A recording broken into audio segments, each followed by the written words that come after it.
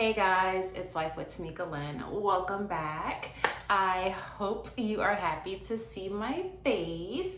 I know it's been a while, guys. I have been so busy. You follow me over on Instagram. I have provided a few updates over there. We were in the process of moving cross country, and it's just been a whole lot going on. So if you don't follow me on Instagram, what are you waiting on? Here you go. So go ahead and hit that follow button over on Instagram as well. If you are new here, I love all things fashion, beauty, and lifestyle. I absolutely love handbags, so I do a lot of handbag reviews. If those are things that interest you, please hit that little subscribe button down below. While you are at it, hit that bell notification so that you're aware each and every time I upload a new video. So this morning I was having a conversation with my friend, and we were talking about how my love of Louis Vuitton started, and I made a video about that maybe a year ago or so. I'll tag that down below. If you haven't seen that video, please go watch it. The purse in question, still in my collection, never going anywhere. But we were having this conversation, and I was reminded of why I wanted to start this channel. I absolutely love handbags, like I truly do. It doesn't matter the brand, it doesn't really matter the shape, the size. I love all handbags. And so when I first started this channel, I really wanted to share my love of handbags. And that's what I've done, I think that's what I've done at least. But I do want to branch out to other things, and I'm still trying to work on what exactly that is. But love of handbags will always be near and dear to my heart, even though there's other things that I love in life just as much. But if you have been following me for a while, I tend to do these videos every now and then. I have this series called Handbags in my collection that I haven't used. And there's several, and I've made a few videos over the course of my channel, and today is no different. So I want to discuss another handbag in my collection that I absolutely loved, which is why I purchased it, but I have yet to use it. I am very guilty of this. I do try to alternate my bags, but I do have those bags that are more so my favorite. They're more functional, they coordinate with more clothing. So I do have some bags that I tend to gravitate to more, but if I bought it at any point in time, I had to like it, hopefully I loved it. There's probably a bag or two in my collection that I look at now and I'm just like, yeah, I didn't love this bag. Why did I buy it? But I've never gotten rid of any, and I don't know that I ever will. I contemplated selling a few, but I haven't pulled the trigger. Maybe I have anxiety about it. I don't know. I don't know if I'll ever get rid of anything in my collection. I have girls, so at some point my collection will be passed down to them. But as of right now, I don't know if I could ever bring myself to sell anything. But anyway, so let's get into this video. While I was living in Italy, I had the most amazing CA client advisor. And one of my really good friends, Mandy, we would go shopping all the time. I mean, we were in the Louis Vuitton store literally weekly, because the area that the store was in, we would go for dinner, we would go just, shopping. There was like a Zara, we would go for gelato. I mean, it was just such a nice little area, and I absolutely love the city. So we would just like be in the city, pop into Louis Vuitton, see our client advisor, and just sit there. And I mean, it was just always a good time, right? So one day, Mandy popped into my job, and she was carrying this bag, and I was like, that's actually really cute. But I've never really thought about buying one of those. And so Mandy was like, oh yeah, I love this purse. It's such a good grab and go bag, blah, blah, blah. So the thought was in the back of my mind, right? Didn't pull the trigger or anything, didn't like contemplate buying it. It was just a thought that was in the back of my mind. So one day we go into LV, and so my CA, we shared a CA, and then Mandy had another CA, but at a different location. So it just depended on what store we were closest to as far as who would assist us, right? So we go in, and I'm like, Valley, do you have a Speedy 25 by chance? And she was like, actually, I do. And so she went to the back and got it. And I looked at the bag and I was like, you know what? I want to buy that. So I did. And this is it. So this bag, it's still in brand new, unused condition. When I bought it, I was really gung-ho about having it, having my initials put on it. So as you can see, it says Meek, M-E-K. That is a nickname that I was given, you know, years ago with that particular spelling. So I like that like nickname with this spelling. I mean, whole other story. But anyways, so I opted to get the bag. I did go with the traditional Speedy. Part of my reasoning was because I wanted something that was like very reminiscent of the brand. I wanted it to be like something that was extremely original to mark my time living in Europe. I kind of just wanted like that keepsake. Speedy's was, you know, one of the first bags that Louis Vuitton ever made. And it's just such a staple for the brand. And I was like, you know, I've never purchased one. I really should buy one and add to my collection. I wasn't really too big on the bandolier style, which has D-rings. It has a strap right here and right here, and you can attach, you know, the strap to the D-rings. Wasn't really that fond of that style because I definitely wanted, you know, to be able to wear it top handle. And so I did opt for the traditional Speedy 25.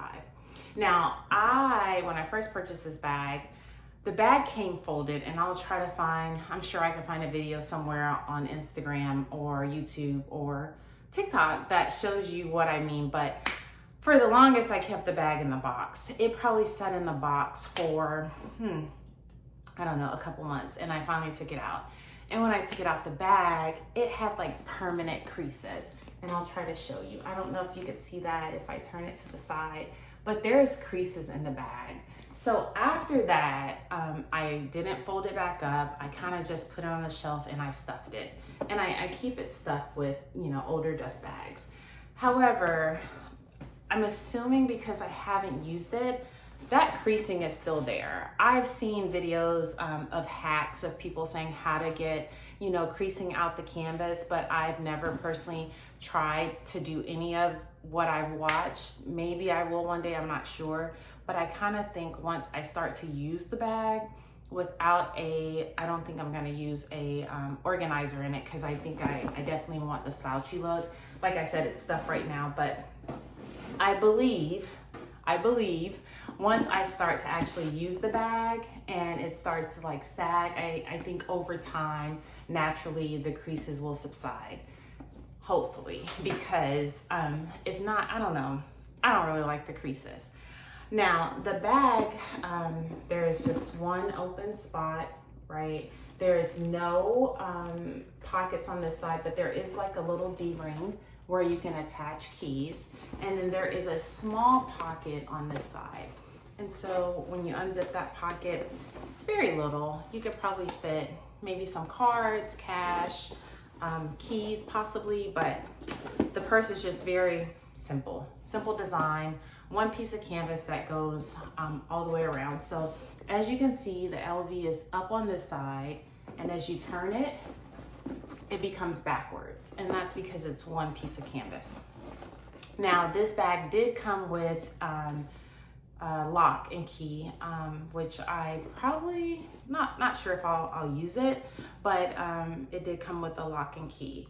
What I've noticed over the years is, like, with the brass or gold plate, I don't know what it is that the brand is using at this day and age, but it starts to tarnish, and so I probably won't add that to my bag. I'm not very sure, but I probably wouldn't add it. But this is the Speedy 25. Like I said, it's just a very simple design, but definitely a staple of the brand. Iconic, very iconic bag, and that's why I wanted it in my collection. Living in Europe was such an amazing experience for me. I did a lot of traveling. I met a lot of amazing people that I'll, keep in contact with and be friends with forever. But one of the biggest things I did was kind of like learn more about my personal style and what I like, you know, what I dislike. I kind of learned about me more.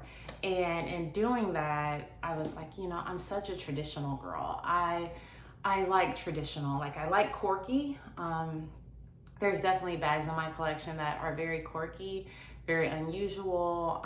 They're more statement pieces, but then I do have those bags in my collection where it's just very traditional. And this was like such a good description of me, right? So very like stylish, but understated, right? Very simple design, but so much history to it. And so I just thought, you know, it would work well for me.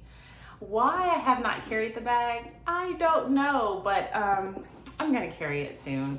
I definitely will probably apple guard it. As you can see, the bag does have untreated vachetta, so it's that really light beige color vachetta. I will definitely I definitely will spray it with apple guard to kind of prevent the patina, protect it from watermarks, etc. I do plan on recording a video when I do that.